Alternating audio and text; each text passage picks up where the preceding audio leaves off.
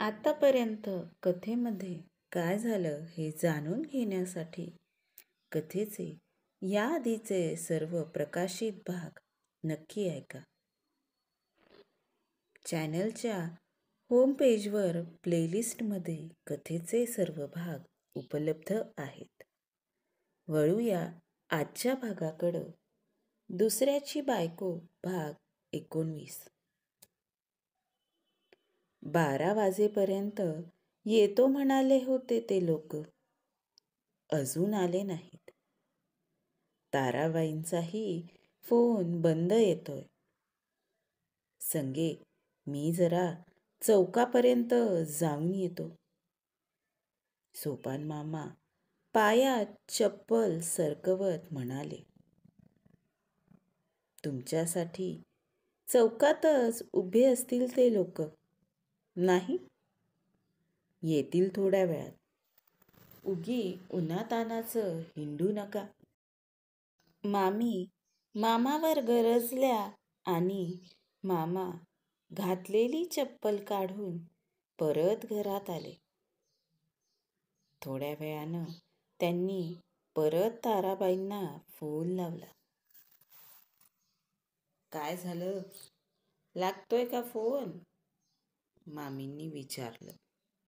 मघा phone बंद येत होता. आता कव्हरेज एरियाच्या बाहेर येतोय, मामा काळजीनं म्हणाले. नयनालाही आता काळजी वाटू लागली. 2:30 वाजताच्या सुमारास दारासमोर गाडीचा हॉर्न वाजला. आले वाटतं पाहुणे. संगे, चल लवकर. मामा बाहेर येत मामींना म्हणाले. मोठे बाजीरावच आले. निघाले लगेच. मामी नाक मुरडत म्हणाल्या आणि मामाच्या मागं आल्या.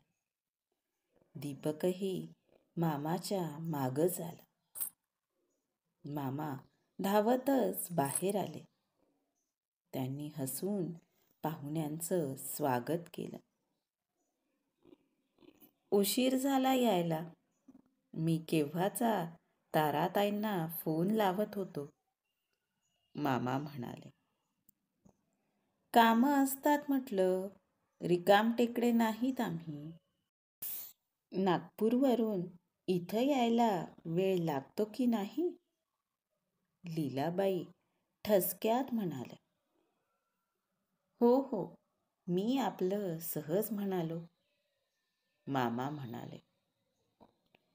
आता सगळी झडती दारातच घ्या. लीलाबाई कपाळावरचा घाम टिपत म्हणाल्या. या या, आत या. संगे, पायावर पाणी घाल, मामा म्हणाले. संगीता मामींनी लीलाबाई, ताराबाई, ममता आणि मीनाक्षीच्या पायावर पाणी घातले. सगळेजण घरात आले. बैठकीच्या खोलीत बसले. नयना सगळ्यांसाठी पाणी घेऊन आली. अरे वा, लक्षात ठेवलं तुम्ही. बरोबर फ्रीजचं पाणी आणलं, ताराबाई म्हणाल्या. तेही शेजारच्या घरून. लीलाबाईंनी मात्र त्यालाही नाक मुरडलं. आपण प्रणितरावांचे वडील ना? श्यामरावांकडं बघत मामा म्हणाले. हो हो, हे माझे भाऊ, प्रणितचे बाबा श्यामराव. ताराबाईंनी ओळख करून दिली. दोघांनी एकमेकांना नमस्कार केला. संगे, जरा सरबत घेऊन ये. चहा केला असता, पण म्हटलं एकतर गरमी फार आहे आणि चहा पिला तर उगीच भूक मोड होईल, मामा म्हणाले. तशा मामी नाक मुरडत आत गेल्या. मला चालेल चहा. ऑफिसमध्ये तसंही 5-6 वेळा चहा घ्यायची सवय आहे मला, शामराव म्हणाले. संगे व्याहीबुवांसाठी चहा कर. मामा बैठकीच्या खोलीतून म्हणाले. सोडा अजून ऑर्डरी. संगीता मामी सरबत करत नयनाकडं बघत म्हणाले. नयना चहा ठेवू लागली. अगं बस बस, दुधाची गंगा नाहीये आपल्याकडं. तेवढ्यातल्या तेवढ्यात मामी तिच्यावर खेकसल्या. नयनानं बाहेर चहा आणि सरबत नेऊन दिलं. बऱ्याच इकडच्या तिकडच्या गप्पा झाल्या. त्यातही लीलाबाई आपल्या सगळ्या गोष्टी अगदी ठसक्यात सांगत होत्या. मी काय म्हटलं, आधी आपण जेवण करून घेऊ आणि नंतर लग्नाची बैठक बसवू.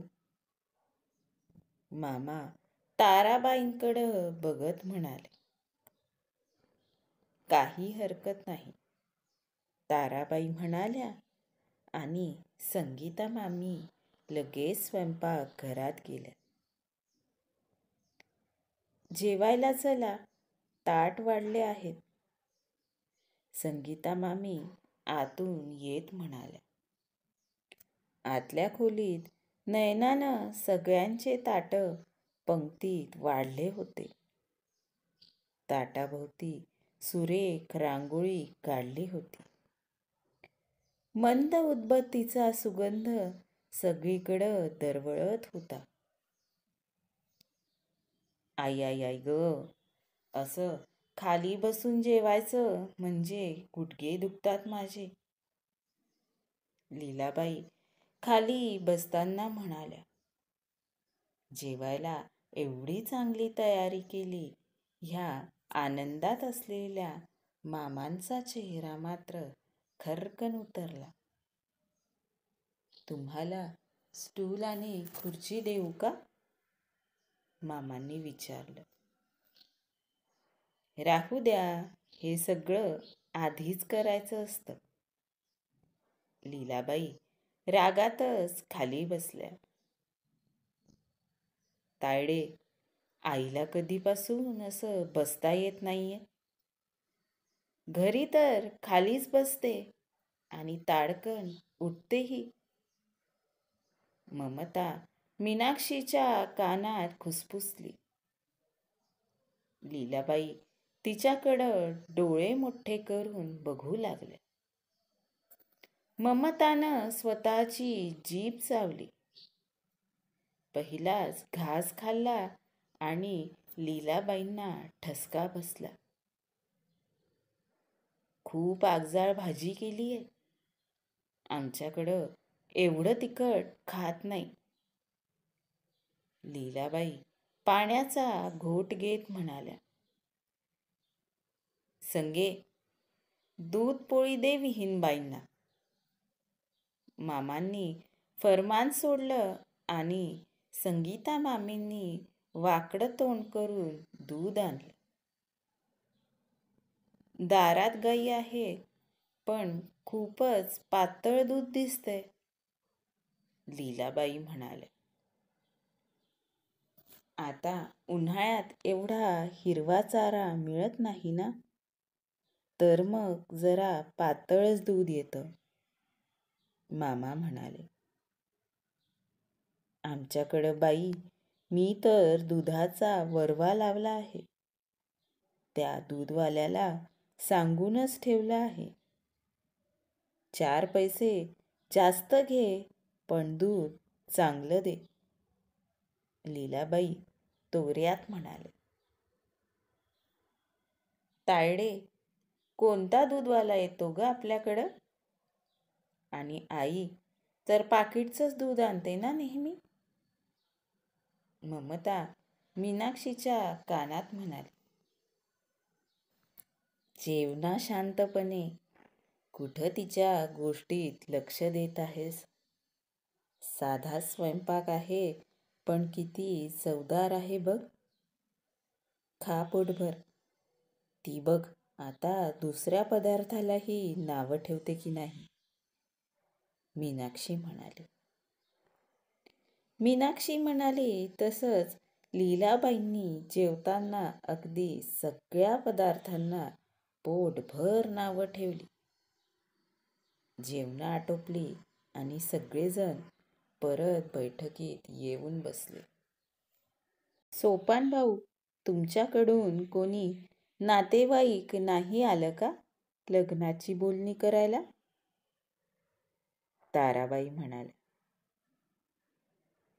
आमच्या नातेवाईक तुम्हीच. तुम्हाला तर माहीत आहे ना घरातलं सगळं. सोपान मामा हात जोडून म्हणाले.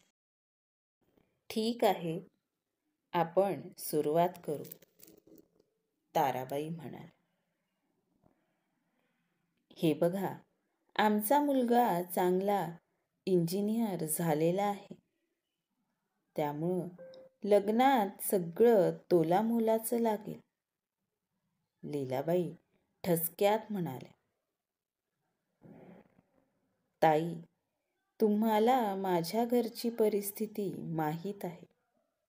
मी फक्त लग्न करून देऊ शकतो. बाकी हुंडा वगैरे मी देऊ शकणार नाही. सोपान मामा ताराबाईंकडे बघत मोठ्या अपेक्षेनं म्हणाले. हुंडा कोण मागतंय? तुमच्याच भाचीच्या संसाराला जे लागतंय ते तुम्ही द्या. आमच्याही जावयांनी 8 आणे हुंडा मागितला नव्हता, पण आमच्या लेकीला आम्हीच फ्रीज, वॉशिंग मशीन वगैरे सगळं स्वखुशीनं दिलं. लीलाबाई म्हणाल्या. मीही दिलं असतं, पण माझी तेवढी ऐपत नाहीये. सोपानराव म्हणाले. मग तुमच्या मुलीला घरातच ठेवून घ्या. लीलाबाई रागात म्हणाल्या. सोपानरावांच्या कपाळावर घामाचे थेंब जमा झाले. वहिनी, श्यामभाऊ, जरा बाहेर या, आपण थोडं बोलू. ताराबाई म्हणाल्या. ममता आणि मीनाक्षी दोघीही बाहेर जायला निघाल्या. ममू, मीनू, तुम्ही आतच बसा, आम्ही जरा बोलून येतो. ताराबाई दोघींना म्हणाल्या. लीलाबाई आणि श्यामराव दोघे त्यांच्यासोबत अंगणात गेले. हे बघ तारा, तुला जे काही समजवायचं असेल तर ते हिला सांग. मला ह्या लग्नाच्या बैठकीत काहीच बोलायचं नाहीये. आयुष्यभर हिची बडबड ऐकत आलोय. आता इथं मनासारखं नाही झालं म्हणून हिचं बोलणं मला ऐकायचं नाहीये. तसंही त्या पोराला पोरगी आवडलेली नाहीये. यात हिची सगळी जबरदस्ती आहे. त्यामुळं तुम्ही दोघीच ठरवा काय ठरवायचं ते. पाहुण्यात असं चांगलं वाटत नाही म्हणून मी बाहेर आलो तरी. श्यामराव ताराबाईंना म्हणाले. लीलाबाई आणि ताराबाई दोघी बोलत होत्या. श्यामराव त्यांच्यासोबत तिथंच उभे होते. काय बोलत असतील ग? इकडं आत मीनाक्षी ममताला म्हणाली. काय माहिती ग, आपल्याला तर सोबत येऊही दिलं नाही. ममता म्हणाली. ते तिघं तिकडं बाहेर बोलत होते आणि इकडं सोपान मामा आणि संगीता मामी दोघं काळजीत पडले होते. बऱ्याच वेळानं तिघं घरात आले. मी काय म्हणते, आपण मधला मार्ग काढू. ताराबाई मध्यस्थी करत म्हणाल्या. सोपान मामा त्यांच्याकडं मोठ्या आशेनं पाहू लागले आणि लीलाबाई मात्र रागात बघू लागल्या. सोपान भाऊ, तुम्ही विधिवत लग्न लावून द्या. कसं आहे ना, प्रणीत सगळ्यात धाकटा आहे. घरातलं हे शेवटचं लग्न कार्य आहे. सगळ्या नातेवाईकांना बोलवावं लागेल. लोकांना न बोलवता लग्न केलेलं चांगलं दिसणार नाही. मुलीचे कपडे वगैरे तुम्हीच घ्या आणि मुलाचे आम्ही घेतो. तसंही लीला वहिनीच्या घरात सगळ्या सुखवस्तू आधीच आहेत. परत परत त्याच घेऊन काय करणार ना? अहो सोपान भाऊ, एवढ्या मोठ्या घरात पडलीये तुमची मुलगी. सुख म्हणजे काय असतं ते आमच्या लीला वहिनींकडं बघून कळतं. त्यांच्या घरात काय नाहीये म्हणून विचारा. फ्रीज, वॉशिंग मशीन, मायक्रोवेव्ह, 2-2 गाड्या. ताराबाई लीलाबाईंची तारीफ करत होत्या. ते ऐकून लीलाबाईही अगदी हवेत गेल्या होत्या. ठरलं तर मग लग्न आम्ही करून देतो, सोपानराव म्हणाले. या सगळ्यात श्यामराव आणि प्रणीत दोघंही मात्र शांत होते. श्यामरावांना या कोणत्याच गोष्टीत काही घेणं देणं नव्हतं आणि प्रणीतला तर हे लग्नच करायचं नव्हतं. काय होईल पुढे? नैना प्रणीतचं लग्न व्यवस्थित पार पडेल का? जाणून घेण्यासाठी ऐकत रहा कथामालिका दुसऱ्याची बायको. आजचा भाग कसा वाटला कमेंट करून नक्की सांगा. धन्यवाद.